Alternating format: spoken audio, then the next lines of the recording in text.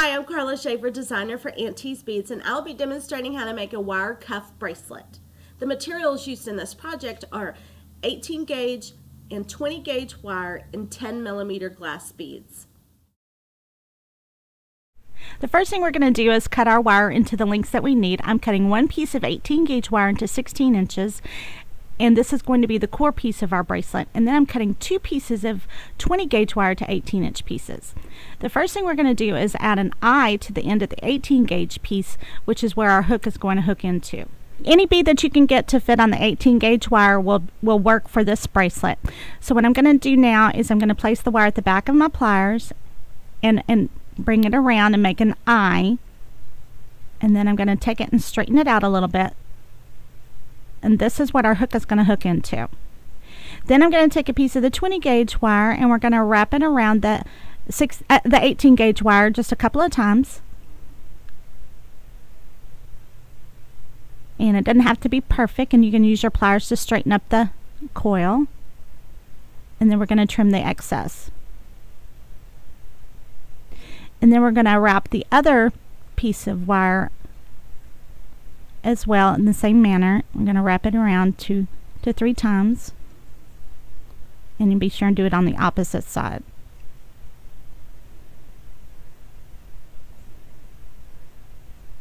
And again, you can straighten up or tighten your coil up with your pliers and trim the excess.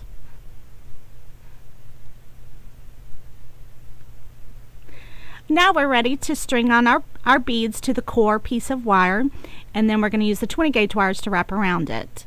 So first thing I'm going to do is going to string on the pearl to the 18 millimeter wire and bring it down to the coils at the end of the bracelet.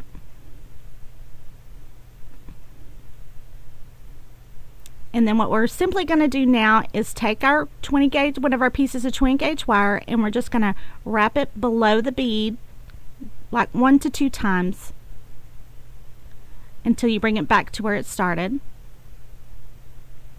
And then you're going to take the other piece of wire, and you're going to do the same thing in the opposite direction and wrap it around at least twice. And it's going to create like this little helix pattern on the wire, and then we're going to string on the next bead and do the same thing. We're going to bring that bead down to below the other one, and then we're going to start with the opposite wire and wrap it at least once to twice, however many times you did the first bead. And we're going to do this for the length of the bracelet. And I used 12 10 millimeter beads on this bracelet to make a generous 7.5 inch cuff. But I have done 10 millimeter beads where I've used 11 of them, and it made a snug bracelet. So it just kind of depends on the size of the beads and the length of your bracelet. And you may even want to cut extra wire on the 20 gauge pieces if you're thinking you're going to need to be longer.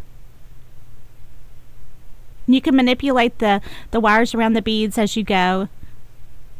And again, it forms that little helix pattern, and we're going to do this for the length of the bracelet, and you can do random colors or a pattern or whatever you can get to fit on that 18 gauge wire. And just work the opposite sides each time, and then I will show you how, after we get all the beads strung on, I'll show you how to make a clasp or a hook clasp out of the wire so that you don't actually have to add a clasp to the piece.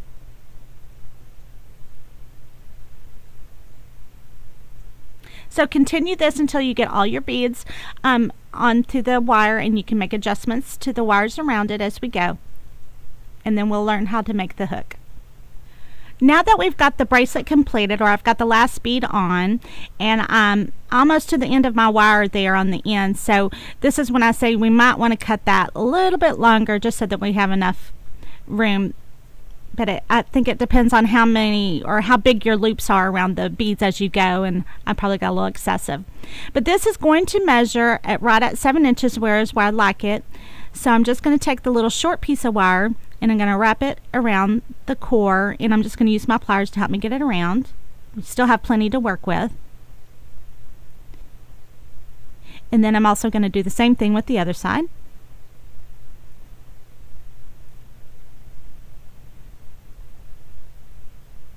And then we're going to trim off our excess wire.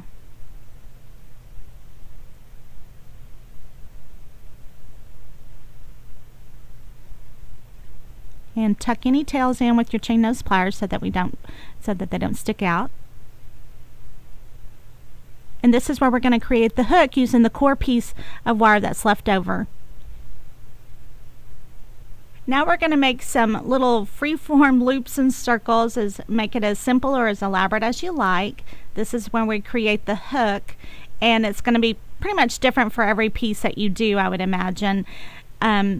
Just keep turning and looping and flattening out the little loops as you go, as many as you like. I just keep kind of applying it to the different parts of the jaws of the pliers there to create the look that I like. 18 gauge wire is still pliable, however it's still heavy enough and strong enough that it's going to hold its shape very well, and so we won't have any problem with our hook. Once we get enough loops or the desired look that we want on the hook part here with all the loops, is we're going to then create the actual hook that's going to hook into the eye on the end of the bracelet. So you're just going to arrange the wire to where you can bring it back up to the end and fold it back in, and I'm going to take the wire into the back of my pliers and I'm going to bring it over, and then I'm going to take and straighten it out just ever so slightly, take the nipper tool and snip it, and then we're going to take the very end of that wire and curl it up with the chain nose pliers and tuck it in so that it doesn't catch on anything. And you can maneuver and straighten out the wire the way you like the way it looks, and then you can see that it hooks right into the eye. You can hammer this clasp here to make it stronger or give it texture, or just maneuver it to however you like the way it looks. I'm also going to show you that I've used a sea glass, and also you can use a different variety of beads where I've used a square bead, metal bead, and 2 spacers, and I also use 2 different colors of wire. So you can use a core as one color and then the outside says different color. But there's a variety of things you can do with this design.